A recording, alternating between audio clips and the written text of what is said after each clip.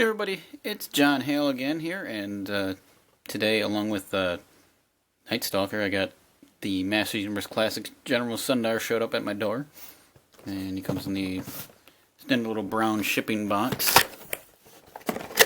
And once you can open that up, inside is your figure, and he comes in the standard Masters Universe Classics packaging. He is a member of the Evil Horde in the beginning of his story, and he ends up changing size in the episode Unexpected Ally from the She-Ra cartoon. Heroic former Horde General, kind of tells you right there. You can see by looking in the box he comes with a couple weapons and some additional heads for some figures I really wish I had, but unfortunately I don't, because they're way too expensive, and they've yet to release the single individual figures, which would have made sense at this time, but, you know, they've been having some shipping problems, so maybe they're just late. It's a member of the Collector's Choice right there, so you know, and in the back there's no bio at all for him. So give me a second here and I'll open up the package. Yeah, see, right there.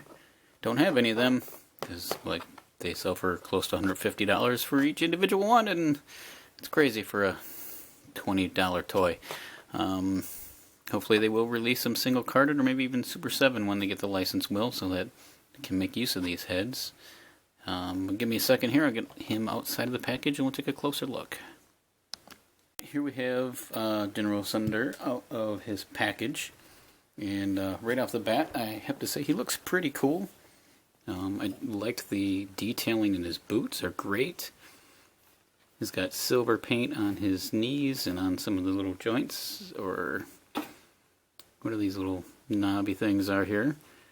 Kind of a copperish paint on his belt buckle and on his cape attachments. Great detail on his hands, on his guards. Overall, he's a really well-made character. He looks almost identical to what they looked like in the cartoon. They did a great job sculpting this guy. He might be one of the best ones this year that we've received so far. My only problem I have with him, playing with him for a moment here, is that he's got a really bobblehead. But the detailing here is really nice. And his helmet, it would have been cool if one of the heads that he came with would have been an unhelmeted head. But he didn't. As you can see, just by moving him around a little bit, his head bounces quite a bit. And to show how accurate he is, I grabbed the complete guide book to the series here, and you can see right here, that's what he looked like in the cartoon. He's got a little bit more detail on his boots. And if I turn the page, I'm going to get a closer look. And let's move up a little bit. And you can see he's very cartoon accurate. To the gloves, to the buckle, his cape. So they did a great job of rendering him in plastic. Now he has very soft. This piece right here is really, really soft. And it does come off if you want to detach it like all the rest of them. Just like so. And underneath he's got that robotic torso piece.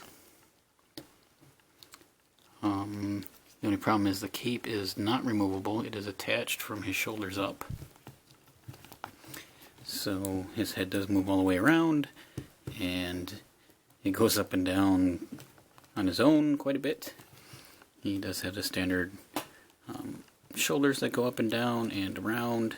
He's got an upper bicep joint. He's got a single articulated elbow, which is really hard to do anything with because of this piece. And his hands do rotate, but they're not hinged.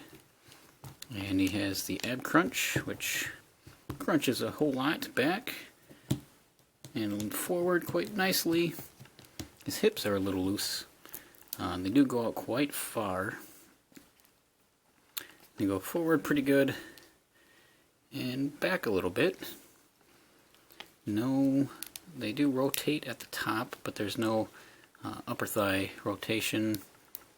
He does have nice knee bends here, or knee articulation, and it is hidden in the bands, what I was going to say, which is a nice touch. I always like it when they do that.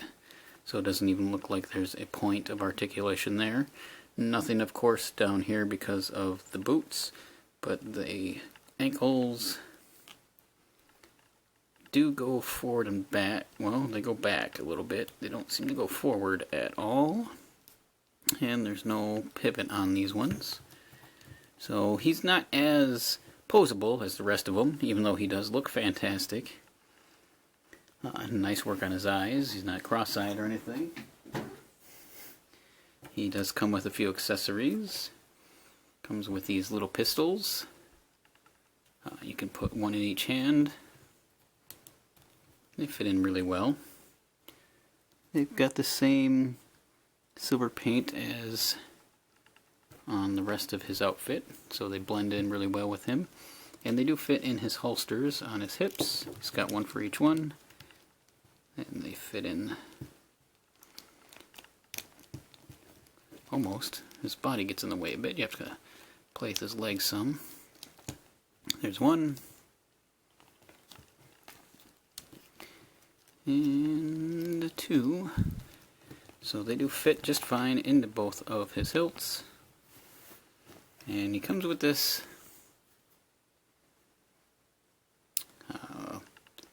you could call it an axe. Mine's a little bent. Oh, there he goes, taking a nap. Looks like it just was almost like a banner or a flag bearer.